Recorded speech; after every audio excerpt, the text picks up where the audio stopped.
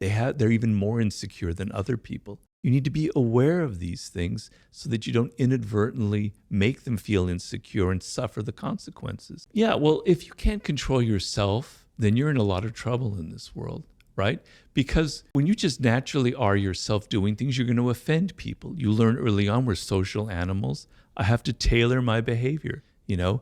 If you go on babbling about how you feel and think, etc., and you just say what's the first thing on your mind, you're going to end up having a very, very short career. You're going to be saying things that are going to offend people. You're going to be making a fool of yourself. You're going to be saying things that you end up regretting, right? So you have no self-control. And if you see somebody who has no self-control, it makes you look like you're not powerful. If you can't control yourself, how can you control anything in your environment? How can you be a leader, right? So you have to learn certain things about your nature, about who you are, and not just be anybody. You have to kind of tailor your appearances as well. And appearances matter. It's the animal part of our nature. We judge people by how they appear, how they dress, their tone of voice, their body language, etc., etc. It would be, in an ideal world, we wouldn't judge people by appearances. We would just judge them by what's inside of them. Yes, I agree with that.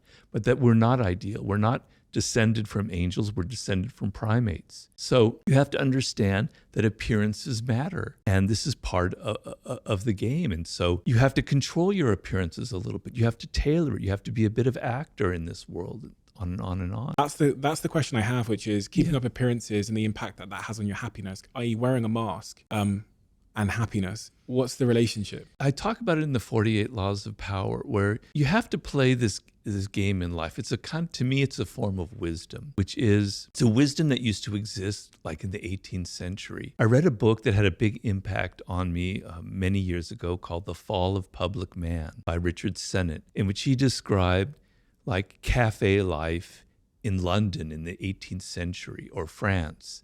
And he was saying back then, when you entered the public arena or your cafe, you knew you were an actor. You left the house, you put on a mask, and you had fun. You knew it was like fun. It was play.